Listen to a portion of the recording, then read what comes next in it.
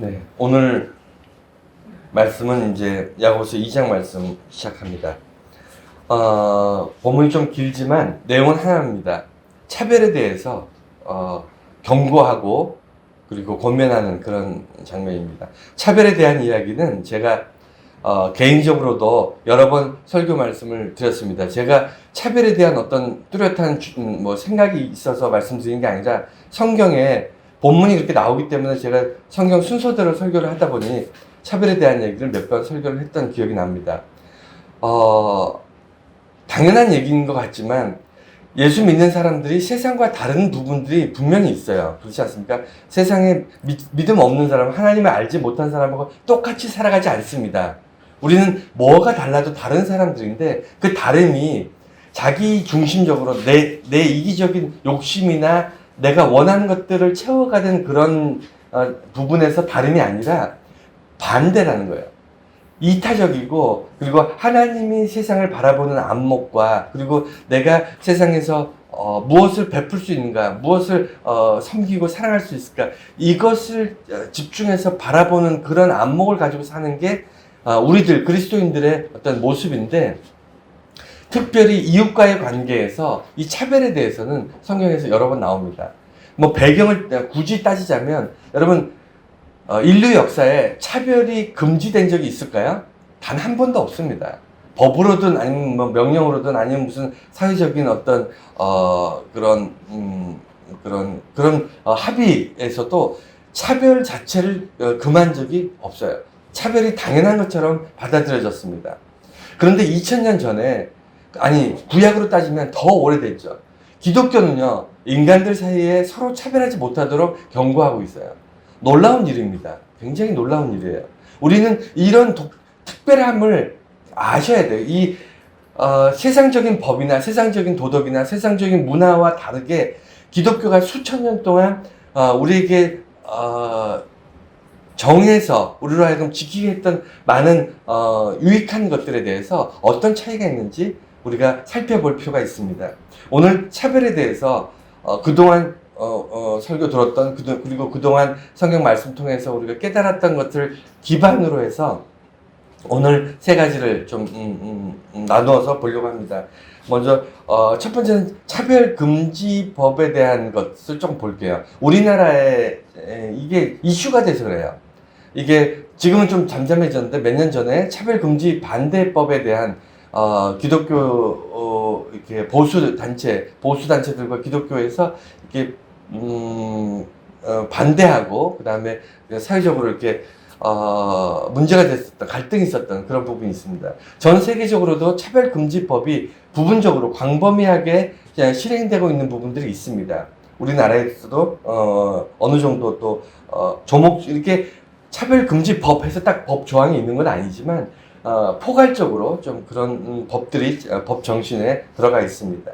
그래서 그 차별금지법에 대한 것들을 좀 알아야 돼요. 왜냐하면 이게 기독교에서는 되게 예민한 부분이라 그렇습니다. 또 하나는 이 차별금지법, 차별에 대한 어떤 그 안으로 좀 깊이 들어가 보면 뭐가 있냐면 개개인의 편견이라는 게 있어요. 사람마다 편견이 없을 수는 없는데 이 편견이 차별을 만들고, 차별이 갈등을 만들고, 갈등이 사람들을 편을 가르면서 서로 분쟁하게 하고 다투게 합니다. 당연한 거 아니겠어요? 근데 이게 예사롭지 않아요. 굉장히 심각할 수 있습니다. 특히 교회나 이런 곳에서는, 예를 들어 뭐 사회나 이런 데서는 아무리 차별이 있고 갈등이 있어도 법 체계가 있고 조직 체계가 있기 때문에 힘으로 그걸 조정할 수 있습니다. 힘으로 눌러버릴 수가 있는데 교회는 그런 데가 아니잖아요. 그래서 서로 차별하고 서로 반목하고 편견을 가지고 서로 갈등이 생기면요, 봉합이 안 돼요, 교회는. 그래서 현대의 많은 한국의 교회뿐만 아니라 세계의 많은 교회들이 갈라서고 나눠지고 교회 안에 문제가 심각해지잖아요. 그래서 이 편견을 교회에서 어떻게 다루고 어떻게 바라볼 것인가를 좀 생각해 봐야 됩니다. 그리고 세 번째는 깊은 성찰. 그러니까 오늘 본문에 6절과 9절과 13절 이 세 절을 조금 더 깊이 들여다보고 여기서 우리가 앞으로 어떤 모습으로 어떤 생각을 가지고 우리가 고민할 것인가, 어떻게 살아갈 것인가를 좀 깊이 있게 좀 고민해보는 그런 시간을 가지려고 합니다. 먼저 차별금지법에 대한 상식적인 얘기를 할게요. 이게 뭐 대단한 건 아닙니다. 저도 뭐 인터넷을 참조해서 많이 이제 준비를 했는데, 여러분들도 집에 가셔서 뭐 인터넷으로 이렇게 차별금지법에 대해서 좀 이렇게 들여다보시면 자세하게 이렇게 나와 있을 거예요. 그런데 차별금지법에 대한 이 이슈에서 제일 문제가 되는 게 뭐냐? 기독교예요, 기독교. 물론 기독교만 그런 건 아니지만, 기독교가 몇 년 전에 이게 걸기를 했거든요. 기독교는 교단이라는 게 있습니다. 뭐 순복음교, 뭐 장로교, 무슨 뭐 성결교, 뭐 감리교, 여러분 다 들어보셨죠? 이게 교단이라고 있어요. 그러니까 기독교는 하나인데, 기독교란 예수를 믿는 기독교는 하나인데, 그 조직, 교회 조직에서 교단이라는 것이 있어서, 그게 이제 우리나라에도 굉장히 많고, 특별히 장로교단은, 대한예수교 장로교단은, 장로교라고 하는 이거는 여러분 한 개인 줄 아시겠지만 그렇지 않아요. 거기 뒤에 뭐가 더 붙어요. 우리 교회는 대한예수교 장로교 통합입니다. 통합 측 이렇게 해서 뭐 합동도 있고 뭐 여러 가지가 뒤에 더 붙는데, 공식적으로 등록되어 있는 대한예수교 장로교 교단만 300개가 넘어요. 우리나라에. 그러니까 어마어마하게 많은 교단들이 있는데, 이 교단들이 왜 갈라졌냐면 교리라든가 아니면 자기들 성경 해석이라든가 뭐 여러 가지가 서로 이 합의가 안 돼서 교단이 나눠지거든요. 그래서 자기들만의 어떤 뭐 고신 교단도 있고 정통 교단도 있고, 그러니까 보수적인 교단도 있고 개혁적인 교단도 있고 다양한 교단들이 있는데, 문제는 뭐냐면 이 교단들이 서로 통일이 안 돼요. 생각들이 다르기 때문에. 기독교는 하나인데 기독교 안에 있는 많은 교단들은 서로 그렇게 친하지 않습니다. 원수까지는 아니더라도 뭐 이렇게 단합이 잘 안 돼요. 그런데 몇 년 전에 이 차별금지법에 있어서 대동단결됐습니다. 대한민국의 거의 모든 교단들이 모여가지고 반대하고, 특별히 이 안에서 차별금지법 반대의 핵심 뭐냐면 그 전도라든가 아니면 이렇게 선교, 그리고 특별히 그 뭐죠? 성소수자들 뭐 이런 것들에 대한 반대. 이건 잘못된 거다, 죄다, 아니면 우리들의 종교적인 어떤 양심이나 종교적인 어떤 행위에 대한 제재를 가할 수 있다. 종교의 자유와 개인의 어떤 집회 자유에 반한다. 이래서 교회에서 이렇게 모여가지고 얘기를 했는데, 본질을 잘 놓친 것 같아요. 저 개인적으로는, 여러분은 어떻게 생각하실지 모르겠지만, 차별금지법에 대해서 차별금지법을 반대하지 않아요. 차별을 반대하지 않습니다. 근데 그러니까 제가 말을 잘못했네. 차별을 금지하는 것을 지지해요. 차별은 있어서는 안 돼요. 그런데 차별에 대해서 왜 기독교가 문제시했냐면, 이 죄와 차별을 혼동을 해서 그래요. 죄와 차별이, 이게 무게가 다른데, 이게 방식이 다르고 메커니즘이 다른데 기독교에서 이것을 혼돈을 했어요. 저는 그렇게 생각합니다. 제 개인적으로 그래요. 어쨌든 그래서 차별금지법이라는 것은 소수, 그러니까 그 법 자체가 소수이고 약한 사람들에 대해서 그들 차별하는 겁니다. 그러니까 다수가 소수의 사람들 차별하는 거예요. 근데 이게 원래 차별의 본질인데 항상 그렇지 않습니다. 예를 들어 그 소수의 부자와 다수의 가난한 사람, 누가 차별받을까요? 다수의 가난한 사람이 차별받아요. 그러니까 소수이면서 약자이면서 그 다음에 그 사회적으로 기득권을 가지고 있지 못한 사람들, 다시 말해서 사회에서 그늘에 있는 사람들, 소외된 사람들이 차별받을 확률은 훨씬 높습니다. 여러분, 소수이지만 뭐 재벌, 아니면 소수이지만 무슨 정치 뭐 국회의원, 우리는 이런 사람들 차별 못 하잖아요. 그렇지 않습니까? 오히려 그 사람들한테 뭐 얻어먹을 거 없을까, 이렇게 혹시 이렇게 존경의 눈빛과 경이로운 눈빛으로 쳐다보고 있지, 우리는 그 사람들을 차별하거나 아니면 편견을 가지고 무시하거나 그러지 않습니다. 마찬가지예요. 차별이라는 것은 우리 사회에 보면 굉장히 많이 이렇게 파고 들어와 있는데, 왜 그럴까? 왜 우리는 차별하며 살까? 여러분 고민해 보셨나요? 그게 너무나 오래전부터 인류는 차별이 정당화됐어요. 계급 사회에서는 차별이 있어야 됩니다. 차별 없는 계급 사회 없어요. 근데 인류 역사에 모든 사회는 계급이 있었습니다. 왕이 있고 귀족이 있고 그다음 평민이 있고 노예가 있고 그다음 가난한 사람들 이런 사람들의 어떤 민초들이 다 있었어요. 백성들이 있고. 그래서 우리나라의 문제도 아니고 최근의 문제도 아니고요. 인간의 역사의 모든 동서고금을 떠나서 차별이 있었고 그 차별 때문에 고통받는 사람들이 항상 있었어요. 그래서 현대의 차별을 금지하자. 차별을 우리가 계급 사회가 아니기 때문에 모든 인간은 비록 어느 부분에서 다른 사람과 좀 다른 부분이 있을지라도 인간으로서의 존중을 해줘야 된다. 이게 이제 헌법 정신을 통한 우리 이제 현대 사회의 요구였는데 그게 만만치 않았던 거예요. 자, 그래서 기독교의 공식 입장, 여러분, 기독교의 공식 입장이 여러분 차별 금지 반대인 것 같지만 그렇지 않습니다. 기독교의 공식 입장은 없는 거예요. 기독교는 차별에 대해서 어떠한 공식 입장도 없습니다. 이해가 되셨나요? 그러니까 과거에 뭐 이렇게 차별을 금지해야 된다 이렇게 해가지고 집회도 하고 다 같이 단합해서 막 했는데 그거는 기독교의 모든 교회와 모든 교단들이 동일시한 게 아니에요. 대부분 보수 성향의 기독교 단체들 또는 보수 성향의 교회들, 보수 성향의 이런 기독교 조직들이 그 차별 금지 반대에 앞장섰고요.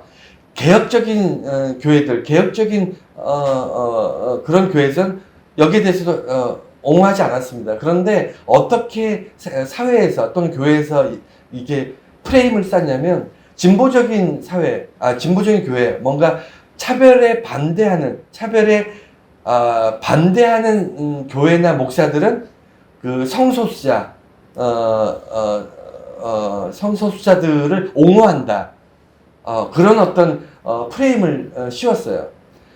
저는 그런 거 아닙니다. 저는 그런 건 아니고, 여러분들 기독교의 공식 입장이 없다는 것과 이 반대 입장과 그렇지 않은 입장을 좀 아셔야 돼요. 간단하게만 얘기하면 기독교, 그러니까 차별금지법을 반대하는 그 반대 입장은 성경에 보면 동성애에 대해서 옳지 않다고 죄라고 기록되어 있다. 성경의 가치관과 배치되고, 그리고 신앙의 자유, 이게 이제 집회할 때 전도하거나 선교하는 그런 신앙 자유에 침해당한다는 것과 역차별, 그러니까 차별금지법을 반대하는 이유는 차별금지를 법으로 제정하면 역으로 역차별을 당할 수 있다. 즉 소수를 보호하기 위해서 다수가 오히려 더 또 역으로 피해를 볼 수 있다. 이런 주장이 반대 입장이고요. 그 다음에 찬성 입장은 모든 사람이 평등하고 존중받을 수 있어야 된다. 헌법 정신이죠. 대한민국에 있는 헌법 정신. 이게 교회의 사람들의 차별 금지를 원하는 사람들의 입장인 거예요. 모든 사람이 평등하고 받아야 된다. 그리고 취약 계층을 보호해야 된다. 아까 말씀드린 것처럼 소외되거나 아니면 힘이 없거나 가난하거나 이런 사람들이 주로 편견에 의해서 차별을 받기 때문에 소외된 계층들, 취약한 계층들에 대해서 그들의 입장을 대변해주고 그들을 보호해줘야 된다. 이게 차별금지법을 반대하는 차별금지법을 원하는 그런 입장이고, 저는 이 입장이거든요. 그리고 자유를 침해하는 것이 아니다. 이게 이제 교회에서 두 가지 입장 중에 하나인 거예요. 이 반대하는 입장이 있고, 그리고 찬성하는 입장인데, 저는 이제 찬성하는 입장입니다, 개인적으로. 여러분은 반대하셔도 됩니다. 이거는 교회의 어떤 교리나 어느 구원에 이르는 어떤 그게 아니라, 성경에 나와 있는 많은 죄악 중에 하나를 우리가 어떻게 판단하고 결정할 것인가 스스로 결정하면 되는 거예요. 근데 오늘 성경 본문의 야고보서에는 차별은 죄라고 기록되어 있어요. 차별하지 말라고 기록되어 있습니다. 여기에 근거해서 우리가 그러면 이것은 차별이고 이것은 차별이 아닌가 이런 것들 어디까지를 죄라고 생각하고 어디까지는 죄가 아닌가 이런 것들을 우리가 좀 구별해 내야 됩니다. 그것이 지혜거든요. 그래서 오늘 오늘 설교의 제목처럼 죄와 처벌에 대해서 고민을 할 겁니다. 차별에 대해서. 여러분, 기독교에서 왜 차별을 해야 된다고 차별 금지를 반대하냐면, 이 성소수자, 예를 들어 이런 사람들이 죄를 짓고 있다는 거예요. 그러니까 성소수자들을, 그들이 잘했다는 게 아니라 저도 그 부분에 대해서 죄가 있다고 생각합니다. 저도 그건 죄라고 생각해요. 근데 우리가 수많은 죄 중에 하나를 찝어서 이것을 죄이기 때문에 이것은 절대로 안 되기 때문에 이 사람들을 우리가 죄라고 이 문제를 죄라고 이야기하고 그것을 가지고 정죄할 수 있어야 된다라고 얘기하는 그것이 차별이 되는데 이것을 왜 기독교에서 왜 정하냐는 거예요. 그러니까 성소수자들, 동성연애자들 이런 안건이 차별의 전부는 아니잖아요. 죄의 전부가 아니라고요. 무슨 얘기냐면 기독교는 수많은 죄들에 대해서 적나라하고 정직하게 얘기해야 됩니다. 여러분, 동성연애하고 거짓말하고 둘 다 죄인가요? 죄가 아닌가요? 둘 다 죄예요. 근데 우리는 거짓말한 거에 대해서는 아무렇지도 않은 것처럼 생각하고 동성연애에 대해서는 그건 정말 큰일 나는 지옥 가야 되는 그런 죄처럼 그렇게 이야기한다는 거예요. 여러분 어떻게 생각하십니까? 여러분 여러분들과 저와 생각이 다르다면 쉽게 받아들여지기 어려울 수 있어요. 하지만 있는 그대로 말씀드리면 교회에서 설교되고 있는 많은 죄악들, 저도 여러분들에게 우리가 죄 아닌 것이 우리가 행동하고 생각하는 것 중에 죄 아닌 것이 없고 우리는 죄가 쌓여서 날마다 해결이 안 되기 때문에 죄의 무게에 무너지기 때문에 십자가 앞으로 나가서 죄의 문제를 예수님께 고백하고 십자가의 보혈로 씻으려고 노력하는 게 그리스도인들의 삶의 모습인데 어떻게 용서받지 못하는 죄가 있을 수 있고 차별받을 수 있는 죄가 있나요? 여러분 어떻게 생각하십니까? 죄라는 것은 자의적으로 짓는 죄도 있고요. 자기가 알지 못하게 자기도 어쩔 수 없이 또는 자기도 모르고 아니면 무지해서 알지 못해서 그 원인이 다양합니다. 꼭 우리가 어떤 죄는 용서받을 수 있고 어떤 죄는 우리가 용서받을 수 없고 이렇게 판단할 수 없어요. 모든 죄는요 스스로 해결할 수 없습니다. 여러분 거짓말하고 주워 담을 수 있나요? 마찬가지잖아요. 누가 우리를 그 죄에서 구원할 수 있습니까? 우리가 누군가를 괴롭혀서 그 누군가가 우리가 괴롭힘 때문에 우리가 재미로 괴롭혔는데 그 사람은 그것 때문에 평생 고통받고 있어요. 여러분 그 사람의 고통을 해결해 줄 수 있습니까? 우리는 못해요. 가해자는 죄를 저지른 사람은요 그 죄의 대가, 그 죄에 대한 책임을 완벽하게 지을 수 없습니다. 예전 죄 짓기 전으로 돌아갈 수 없어요. 그래서 우리는 예수를 믿고 십자가로 가는 거지 않습니까? 그래서 차별에 대해서 죄는 죄인데 죄가 차별로 넘어가서는 안 된다는 거예요. 차별은 할 수 있습니다. 우리가 감정적으로 싫을 수 있잖아요. 싫은 거를 싫지 않게 생각할 수는 없어요. 싫을 수 있습니다. 소수에 대해서 나란 생각이 다르고 정치적으로도 그렇잖아요. 우리 교회도 여와 야가 다 있지 않습니까? 그리고 취향도 사람마다 다를 수 있어요. 운동 좋아하는 사람 있고 그냥 집에 가만히 앉아있는 거 좋아하는 사람 있고 산 좋아하는 사람 있고 바다 좋아하는 사람 있고 개인적 취향들은 다 다양하기 때문에 이건 충분히 존중받을 수 있어요. 이걸 가지고 비난할 수 없습니다. 그렇지 않나요? 그렇지만 교회 안에서 우리가 차별을 당연시하고 차별을 그렇기 때문에 저 사람은 이렇기 때문에 나랑 이렇게 함께 할 수 없어. 이렇게 차별을 두기 시작하면요. 오늘 성경 말씀처럼 이게 죄가 되는 거예요. 차별로 인한 죄가 있어요. 죄와 차별은 구분해야 되지만 죄 때문에 차별해서는 안 되지만 차별 때문에 죄를 짓는 것은 이건 우리가 어떻게 할 수 없습니다. 이해가 되셨나요? 죄 때문에 차별할 수는 없지만 차별 때문에 여러분이 죄 지으면서 살게 되는 거예요.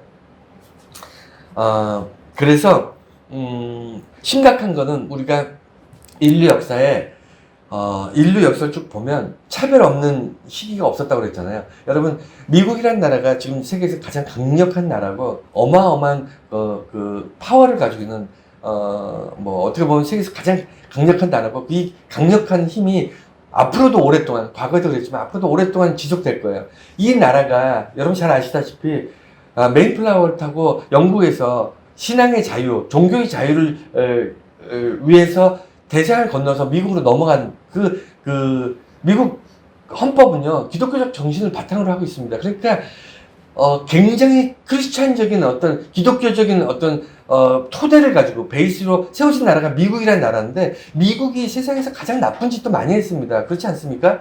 미국이 흑인을 사들여가지고 노예로 했잖아요. 그래서 남북전쟁이 일어나면서 노예가 해방되긴 했지만, 대한민국에서 흑인을, 그러니까 다른 인종들을 잡아와서 노예로 하거나 아니면 전쟁 포로를 이렇게 사고 팔거나, 우리나라는 그러지 않았잖아요. 미국이라는 나라는 기독교적 베이스를 가지고 있지만 그런 만행을 저질렀던 나라입니다. 그런데 왜 그랬죠? 차별했기 때문에. 어떤 차별이냐면 흑인은 사람이 아니라고 했어요. 이해가 되십니까? 사람이 아니면 함부로 해도 되는 거예요. 물건처럼 사고 팔 수 있는 겁니다. 그래서 차별이라는 것은 내가 인간이라면 그도 인간이어야 돼요. 이해가 되죠? 그게 베이스, 그게 동질감이 있어야 됩니다. 그래야 차별을 넘어설 수 있는데, 미국이라는 나라가 흑인을 노예로 썼던, 흑인은 사람이 아니었어요. 여러분, 이 인종차별이 지금은 다 사라졌을 것 같습니까? 그렇지 않아요. 여러분, 가끔 뉴스에 보시잖아요. 한국 사람이 독일이나 이런 데서 인종차별 당하잖아요. 유럽이나 아니면 뉴질랜드 막 이런 그 백인 중심의 사회들, 뭐 꼭 그렇지는 않지만, 모든 사람이 그렇지는 않지만 그런 사건들이 가끔 발생하잖아요. 인종차별 사건들이 발생하잖아요. 미국도 인종차별이 있어서 백인 우월주의라는 거, KKK 후손들이 아직도 있습니다. 그래서 흑인이나 아시아계나 아니면 스페니시계의 사람들을 테러하거나 공격하는 일들이 지금도 있어요. 그래서 법으로 금지시켰어요. 인종을 차별하거나 다른 인종에 대해서 혐오 발언을 하는 것을 법으로 금지시켰습니다. 그게 미국이 너무 심하니까. 사람은요, 자기 조직 안에서 자기와 조금 다른 생각이나 조금 다른 것들에 대해서 거부감을 느끼는, 좀 이렇게 편하게 받아들이지 못하는 본능이 있어요. 그게 꼭 인종의 문제, 피부의 문제, 교육의 문제, 재산의 문제가 아니고요. 그냥 자기랑 뭔가 좀 다르면요, 함께 받아들이지 못하는 본능적인 성향들이 있습니다. 모두가 그래요. 모든 인간은 다 그래요. 그런데 그것을 그래도 그 사람도 뭐 나와 똑같은 인간으로서 비록 소수의 의견이고 소수의 부류지만 또 동등한 입장으로 우리가 돼야 돼 라는 생각을 가지고 있는 것과 그렇지 못한 것은 나타난 형태가 달라집니다. 그래서 편견을 이겨내는 것이 필요해요. 그러니까 우리가 편견이 생기는 것은 되게 자연스럽고, 그 다음에 어떤 차별이 나타나는 것은 굉장히 뭐라 그러죠? 내가 어떻게 할 수가 없어요. 그냥 속에서 우러나는 그런 마음 중에 하나입니다. 그렇기 때문에 어떻게 된다고요? 교육해야 돼. 스스로 깨달아야 돼. 스스로 의지적으로 그것을 조정을 해줘야 됩니다. 그렇지 않으면 우리는 편견에 의해서 차별하고 차별에 의해서 다른 사람을 공격하거나 괴롭힐 수 있어요. 여러분, 나는 아니야 라고 생각하시면 안 된다니까요. 모든 사람이 이렇게 될 수 있어요. 모든 사람이. 나부터. 저와 여러분들이 이렇게 될 수 있습니다. 그래서 시작점이 편견에서부터 시작인데, 편견을 어떻게 부셔야 될 것인가를 아셔야 됩니다. 첫 번째는 사회적 안목과 하나님의 안목이 다르다는 것을 먼저 우리가 가지고 있어야 돼요. 제가 설교 초반에 말씀드렸죠. 예수 믿는 사람이 세상과 좀 다른 게 있어야 되지 않습니까? 뭐라도 하나 달라야 되잖아요. 하나님을 모르는 사람, 예수를 모르는 사람, 구원받지 못한 사람하고 똑같은 생각과 똑같이 행동하고 똑같은 가치 기준과 똑같이 살면 그럼 교회를 왜 다니는 겁니까? 예수를 왜 믿는 거예요? 우리가 하나님 백성이 맞나요? 뭔가가 다르니까 하나님 백성으로 살아가는 건데, 그리고 다름에 대해서 우리가 집중해야 될 것이 뭐냐면, 이 다름이 내가 훌륭해지려고, 내가 거룩해지려고, 내가 착한 사람이라고 세상으로부터 인정받기 위해서 여러분이 노력하나요? 아니라니까요. 뭐냐면 하나님의 안목, 하나님의 방식, 하나님이 우리를 사랑하셨던 그 사랑, 하나님의 방식으로 살아가려고 노력하는 것이 그리스도인이잖아요. 안목이 달라요. 가치 기준이 다르고 사는 패턴이 다르고 그 다음에 스스로 자기를 돌아보는 이 포인트가 다릅니다. 세상은 뭐 다 그렇진 않지만 세상은 내가 성공했는가, 내가 오늘도 실패하지 않고 성공하고 있는가, 내가 돈을 더 열심히 해서 돈을 더 많이 벌었는가, 내가 다른 사람과 비교했을 때 더 우월한가, 더 정직하고 뭐 이렇게 건강하고 훌륭하게 살아가고 있는가, 이런 게 자기를 돌아보는 포인트라면, 예수 믿는 그리스도인들은요, 자기를 돌아보는 포인트가 달라요. 내가 하나님의 백성답게 살고 있는가, 내가 구원받은 백성답게 살고 있는가가 포인트잖아요. 하나님의 안목으로 세상을 보고 있는가. 하나님은 세상의 모든 사람을 차별 없이 사랑하셨고 세상의 모든 사람들을 자녀 삼기를 원하시는데, 나는 나만의 우월 의식에 빠져가지고 나는 거룩하고 훌륭하고 나는 정말 정직한 사람이고 저 사람은 쓰레기고 저 사람은 형편없는 사람이고 저 사람은 정말 차라리 없는 것이 낫다, 이렇게 편을 가르면서 차별하면서 살고 있지는 않은가, 이것을 봐야 돼. 그러니까 편견이라는 것은 내가 하나님의 안목을 갖고 있지 않거나 하나님의 안목으로 세상을 보지 않기 때문에 생기는 편견이 있어요.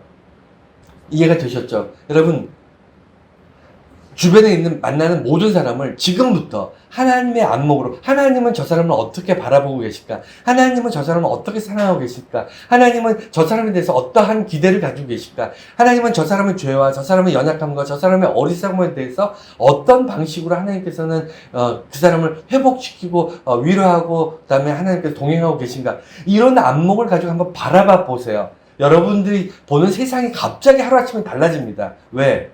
그리스도인으로 살고 있기 때문에. 그것을 떠나서 살기 때문에 여러분들이 감이 떨어지는 거예요. 그래서 하나님의 안목을 가지고 산다는 것은 여러분들이 훈련해야 돼요. 계속 떠올려야 됩니다. 그래야만 편견에 빠지지 않고 차별에서 떠날 수 있어요. 편견은 나의 왜곡된 경험이나 지식에서 시작될 확률이 높다. 항상 그렇진 않지만 편견이 많은 사람이 있고 적은 사람이 있어요.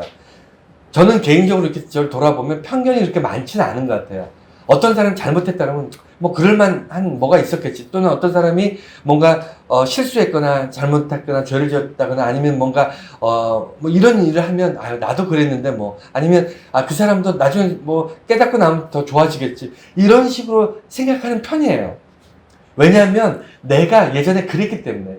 나도 어리석고 그 다음에 실수하고 나도 죄짓고 이렇게 살았었기 때문에 지금 조금 좋아졌다고 내가 예전에 나의 삶을 잊어버리고 살진 않습니다.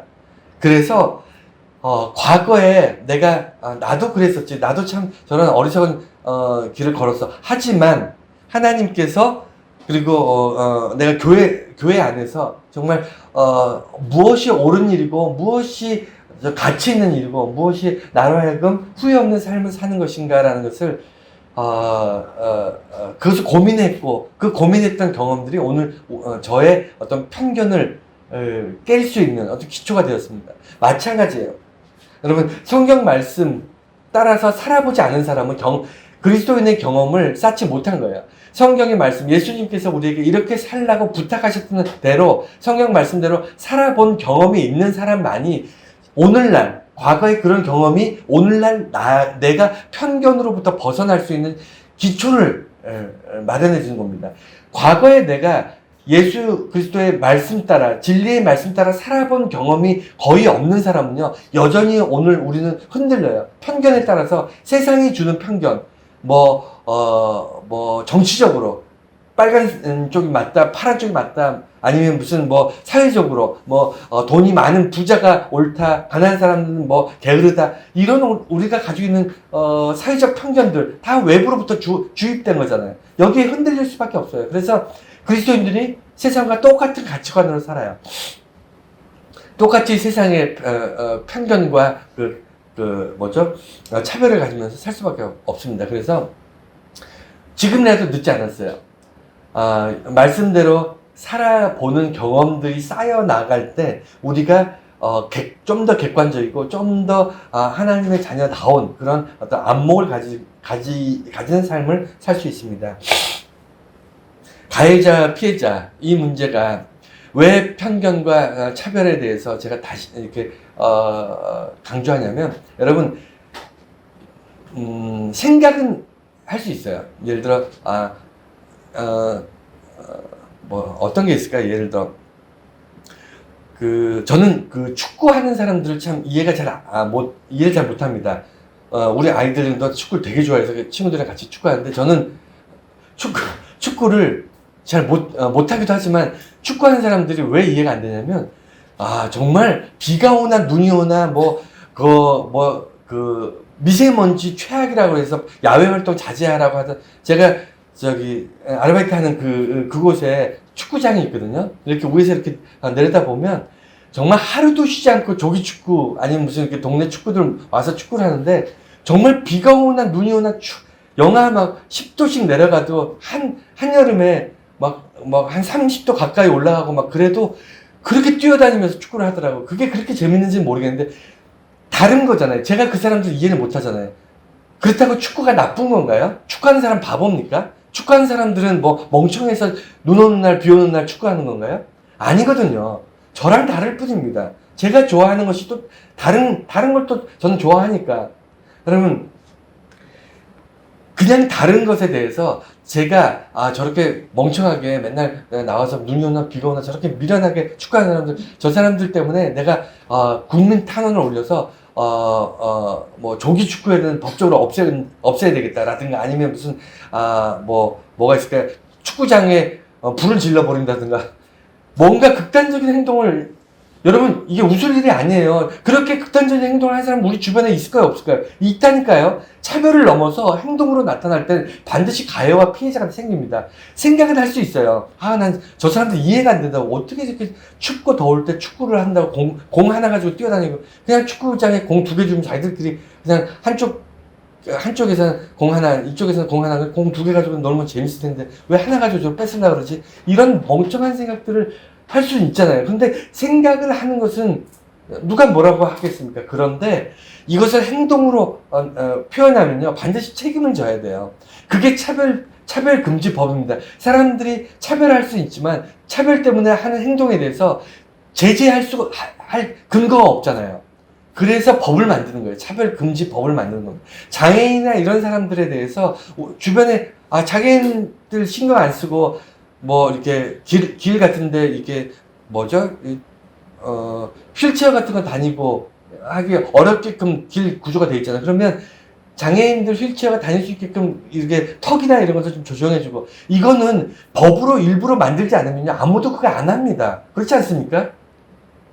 그러니까 차별이라는 것은 차별을 금지하기 위해서도 법으로 제정해서 무엇인가 해야 되지만 차별로 인해 어떤 사람이 어떤 행동을 했을 때 거기에 대해서 응당 대가를 지불하고 벌을 받게끔 하기 위해서 이걸 죄로 규정하는 거예요. 차별 자체를 죄로 규정하는 이게 사회의 인식인데 기독교인들이 그 사회적 인식조차도 못 따라가고 성경에 차별은 죄라고 기록되어 있음에도 기독교인들이 오히려 더 차별하면서 사는 이런 모순적인 모습들. 여러분, 이게 이제 우리 좀 반성해야 되지 않겠습니까? 우리가 많은 죄가 있는데, 그거 일일이 다 열거하면서 그것에 대해서 통탄하면서 회개하자는 얘기가 아니에요. 우리 사회적으로 무리를 일으키는 부분에 대해서 왜 공감하지 못하고 왜 깨닫지 못하느냐, 이것을 지금 그냥 이야기하고 싶은 겁니다. 마지막으로 말씀드릴게요. 세 번째, 깊은 성찰. 오늘 본문 말씀 세 가지를 좀 더 깊이 있게, 좀 더 심각하게 좀 받아들일게요. 6절에 보면 부자가 우리를 괴롭힌다라고 되어 있습니다. 6절에 제가 다시 한번 읽어드릴게요. 너희는 도리어 가난한 자를 없인 여겼도다. 부자는 너희를 억압하며 법정으로 끌고 가지 아니하느냐. 그러니까 여기서 부자라는 것은 단순히 돈이 많은 사람을 얘기하는 게 아니에요. 기득권입니다. 힘이 있는 사람입니다. 그래서 우리가 그 사람을 향해서 그 사람이 어떤 결정하는 거에 따라서 우리가 때로는 고통받을 수 있고 때로는 행복할 수 있는 어떤 그런 큰 힘을 가지고 있는 사람, 이런 사람을 부자라고 얘기할 수 있는데 그 사람에 의해서 우리가 삶이 좌지우지 될 수 있거든요. 여러분, 제가 여러 번 말씀드렸지만, 전쟁이 나면, 옛날로 이제 따지고, 지금도 마찬가지긴 하지만, 전쟁이 나면, 대통령이 나가 싸우나요? 왕이 나가서 싸웁니까? 아니잖아요. 그냥 농사 짓던, 그냥 평범하게 농사 짓던, 물고기 잡던 어부, 농부, 이런 평범한 사람들이 칼과 창을 들고 나가서 싸우지 않습니까? 왕이 싸우다 죽나요? 왕은 싸우지도 않습니다. 그렇지 않나요? 지금도 마찬가지예요. 대통령들, 이 지금 전쟁하고 있잖아요. 지금, 러시아와 우크라이나뿐만 아니라 이란과, 이란도 지금 전쟁하고 있고. 여러분, 여기 지금 대통령들이 나가서 총 쏘고 막 그렇습니까? 아니잖아요. 민간인들이, 어린아이들 막 이런 힘없는 애들 다 죽어나가잖아요. 청년들, 막, 그냥 평범한 청년들이 지금 어마어마하게 수십만 명이 죽었지 않습니까? 전쟁으로, 최근 전쟁. 과거엔 더 했거든요. 그러면 이 힘 있는 사람들이 어떻게 해야 된다고요? 가난하고 힘없고 평범한 이 백성들을 보호해주는 게 그 힘의 원천이잖아요. 여러분, 우리가 힘이 있습니까? 여러분, 비록 큰 힘은 아니지만 작은 힘이 있잖아요. 여러분, 힘이 있지 않습니까? 그 힘을 어디다 쓰죠? 가정에서 우리 가족들을 이렇게 부양하고, 또 그 회사에서 내게 맡은 일을 잘 감당해서 다른 사람들에게 도움이 되고. 여러분, 힘이라는 것은 자기보다 더 연약하고 힘든 사람을 위해서 베풀라고 있는 게 힘이잖아요. 그렇지 않습니까? 근데 우리나라도 그랬고, 많은 정치 상황들을 이렇게 보십시오. 우리나라는 그나마 그래도 독재를 지금 벗어나고 있는 과정이지만, 완전히 벗어나지 못했지만, 아프리카라든가 이런, 아니면 동남아시아나 이런 제3세계에 보면 독재자들 있잖아요. 독재자들이 사람 목숨을 파리 목숨을 알고 수없이 죽이면서 정권을 유지하잖아요. 우리 머리 위에도 하나 있지 않습니까? 사람 목숨을 자기는 소중하고 귀한 존재고, 자기를 제외한 나머지 백성들은 자기를 위해서 아무렇지도 않게 죽여버릴 수 있는 그런 독재자들이 전 세계에 아직도 많아요. 대한민국은 그나마 그래도 좀 나은 편입니다. 여러분, 우리를 괴롭히는 사람들에게 존중의 눈으로 그들을 바라보지 마십시오. 무슨 얘기인지 아시겠어요? 그러니까 우리를 지배하는 권력자들, 기득권층에 대해서 그들이 왕이든 대통령이든 국회의원이든 아니면 우리 회사의 사장님이든 우리 위에 있는 힘 있는 사람들에 대해서 존경의 눈으로 보는 게 아니고, 그들이 제대로 자기들이 해야 될 일들을 잘 하고 있는지 감시의 눈으로 보셔야 됩니다. 백성들이 왕에게 어쩔 수 없이 복종할 수밖에 없었던 거는요, 백성들이 뭉치지 않았기 때문이에요. 왕을 견제하지 않았기 때문입니다. 왕이 가지고 있는 군사들은요, 따지고 보면 그 백성이거든요. 백성들이 방향만 바꾸면 왕도 끌어내릴 수 있었는데, 왜 꼼짝 못하고 역사가 계속 그 힘 있는 소수의 몇 명 때문에 백성들이 고통받고 그들 죽어나갈 수밖에 없었냐면, 그들이 뭉쳐서 견제하지 않았기 때문이에요. 오늘 여기서도 성경에서 나옵니다. 우리가 더 좋은 그런 세상으로 나가는 가장 기본적인 방법은요, 교회에서도 목사님이 혼자 모든 걸 다 결정하지 못하게 하셔야 돼요. 교회에서도 장로님이 모든 것을 혼자 결정하지 못하게 해야 됩니다. 교회의 조직은 모든 사람들이 함께 모여서 함께 의논하는 것이고요, 함께 조절해서 나아가는 겁니다. 서로 견제할 수 있어야 돼요. 그리고 신앙생활도 집안에서도 여러분, 자기가 비록 옳을지라도 틀린 사람을 향해서 차별하고, 너는 교회를 다니지 않으니까, 너는 성경을 모르니까, 너는 진리를 모르니까 나한테 그렇게 얘기할 수 없어. 나는 하나님의 백성, 그리스도인이기 때문에 내가 옳고 내 말을 너가 따라야 돼 라고 얘기하지 마세요. 그거 성경의 성경의 본질이 아닙니다. 성경의 본질이 뭐죠? 예수님이 너희들 내가 시킨 대로 해, 안 하면 다 죽여버리겠어 라고 하셨나요?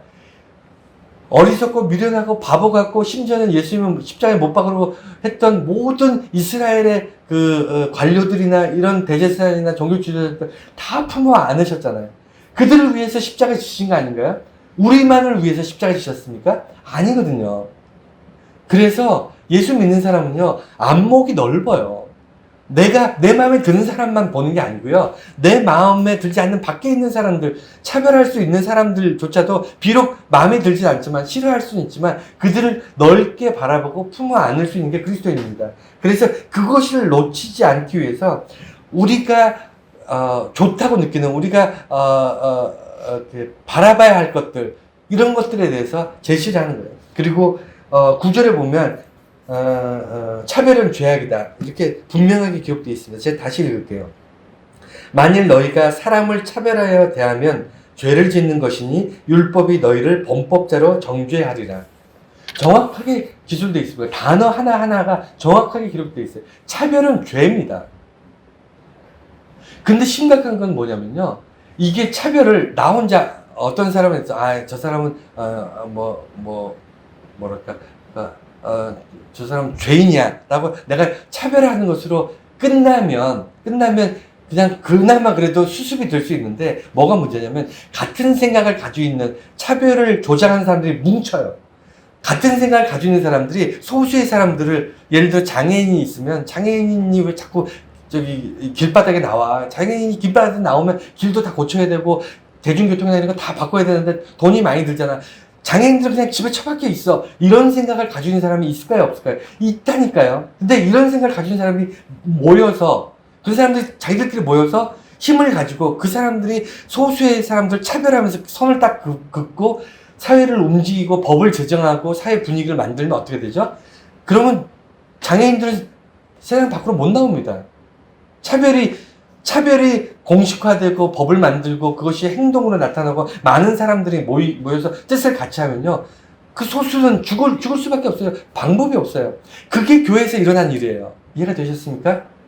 동성애에 대해서 모든 교회가 일어나서 죄라고 하고 손가락질하고 비난하고 그것을 결의하고 그 다음에 교회 안에서 법을 만들고 이렇게 했기 때문에 교회들이 모여가지고 그걸 해버리니까 동성 연애자들 갈 곳이 없어서 완전히 교회랑 등을 돌려버렸잖아요.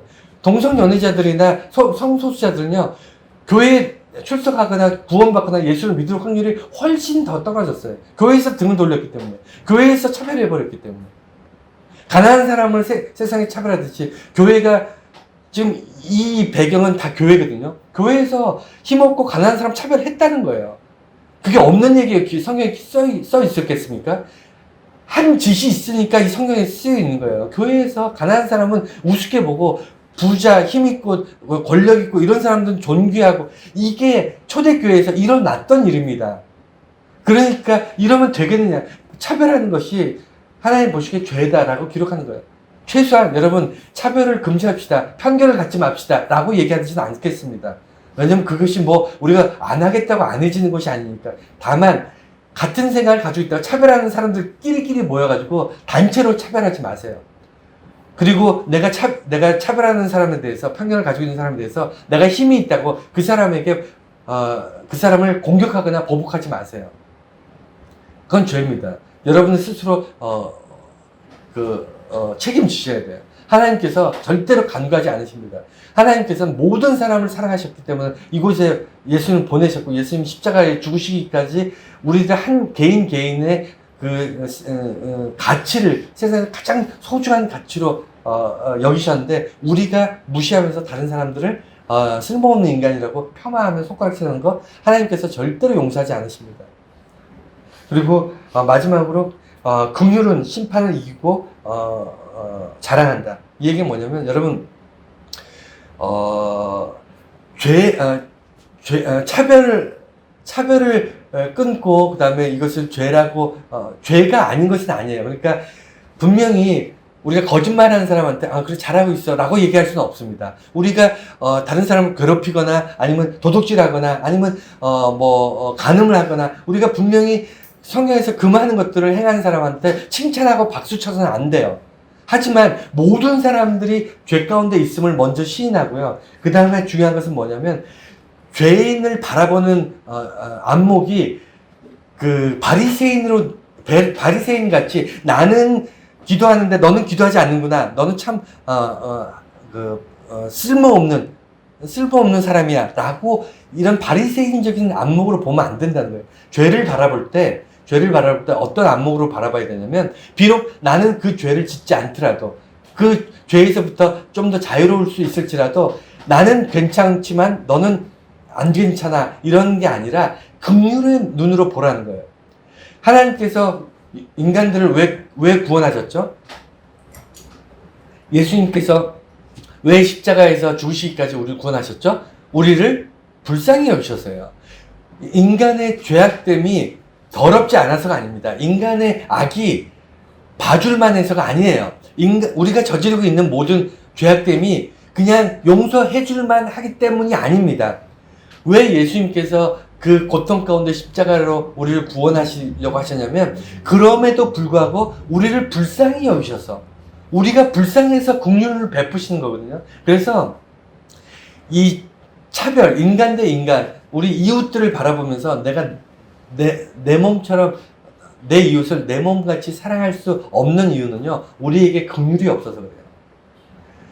하나님께서 우리에게 주신 두 가지, 영원히 하나님을 생명보다 사랑하고 내 이웃을 내 몸처럼 사랑하는 두 번째 규율이 왜 이 율법이 우리 삶에 나타나지 않냐면, 내 안에 긍휼함으로 세상을 바라보고 내가 그들을 불쌍히 여기고 그렇게 생각하지 않기 때문에 이런 일들이 생기는 겁니다. 그래서 우리가 예수 믿는 사람들이 십자가를 바라보고 그 다음에 예수 통해서 구원받았음을 기뻐하는 이유가 뭐냐면, 하나님께서 나를 불쌍히 여기셔서 내가 정말 너무 가난하지만 나를 세상에서 가장 부유하게 하셨어. 내가 세상에서 가장 연약하지만 세상에서 가장 강하게 하셨어. 내가 지옥 갈 수밖에 없는 처절한 죄인이지만 하나님께서 나를 불쌍히 여기셔서 그 독생자를 십자가에 못 박으시면서 나를 천국에 들어갈 수 있는 자가 되게 하셨어. 이 생각의 뿌리는 뭐냐면 하나님의 긍휼함이 있거든요. 이것을 놓친다면, 우리가 내 이웃을 불쌍히 여기고 그렇게 한다면 여러분 함부로 할 수 없습니다. 비록 그가 죄를 지었을지라도, 그가 나와 다른 생각과 다른 판단을 가지고 있을지라도 우리는 그 사람을 조롱하거나 비난하지 못합니다. 왜냐하면 불쌍히 여기기 때문에. 그냥 오죽하면 저럴까, 얼마나 힘들었으면 저렇게 살까, 아니면 얼마나 가진 게 없고 힘들면 저렇게 가난한 중에서도 저렇게 정말 헤어나지 못하고 저렇게 비참할까. 우리는 긍휼함, 하나님께서 주시는 긍휼함이 만약에 우리 마음을 가득 채우고 있다면요, 세상을 바라보는 눈이 달라지고 세상을 바라보는 방식이 달라집니다. 그래서 이것이 하면 좋고 안 하면 할 수 없고가 아닙니다. 결론을 말씀드리자면, 긍휼함을 가지고 편견을 버리고, 그리고 세상의 차별을 끊을 수 있는 것, 교회 안에서도 마찬가지고, 그거는 믿지 않는 사람들도 그렇게 살려고 노력하는데, 예수 믿는 사람은 더더욱 그렇게 살려고 노력해야 돼요. 왜? 성경에서 차별을 죄라고 분명하게 말씀하셨고, 이 차별은 우리가 살면서, 우리가 생활 속에서 너무나도 쉽게 저지르면서도 아무렇지도 않게 여기는 죄이기 때문입니다. 여러분, 이게 왜 죄가 죄처럼 안 느껴질까요? 항상 차별했기 때문이에요. 여러분, 이 차별이 죄로 안 느껴지는 이유는요, 그거밖에 없습니다. 우리가 태초부터 지금까지 인간의 모인 모든 그룹에서 여러분은 항상 차별하고 살았기 때문에 이것이 죄라고 느껴지지 않는 거예요. 어떤 식으로든 차별했습니다.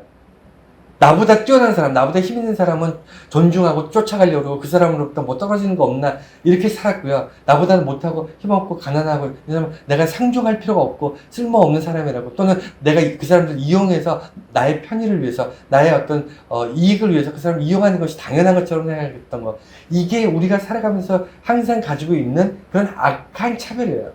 이것을 여러분 항상 차별을 가지고 살았기 때문에 삶이 아름답지 않는 겁니다. 삶에 향기가 없는 거예요. 이제는 성경 오늘 야고보서 말씀 우리가 기억하면서 오늘부터라도 내가 말씀을 따라서 살아가면서 예수 그리스도의 희생과 사랑, 그리고 하나님의 안목, 그리고 하나님께서 나에게 베푸신 그 긍휼하심, 불쌍히 여기심을 가지고 내가 세상을 바라보며 정말 차별 없는, 정말 모든 사람들을 사랑하려고, 물론 그 세상의 모든 사람들은 나를 사랑하지 않아요. 여러분, 사랑하기 때문에 그들도 나를 사랑하기를 기대하지 마십시오. 세상은 그렇지 않습니다. 그냥 내가 사랑하십시오. 내가 사랑하는 걸로 끝내십시오. 그래서 누가 내가 사랑하니까 사랑해 주겠지, 이런 거 포기하고, 하나님께서는 자기를 죽이는 사람, 자기를 십자가에 못 박는 사람까지 사랑하셨어. 예수님께서는 자기 손에 못을 박는 로마 군인까지도 사랑하셨어라는 그런 마음으로 불쌍함과 긍휼함을 가지고 살아갈 수 있는 저와 여러분들이 되셔야 됩니다. 그렇게 하셔야 됩니다. 여러분 잘 기억하시고 꼭 승리하는 저와 여러분 되시기 바랍니다.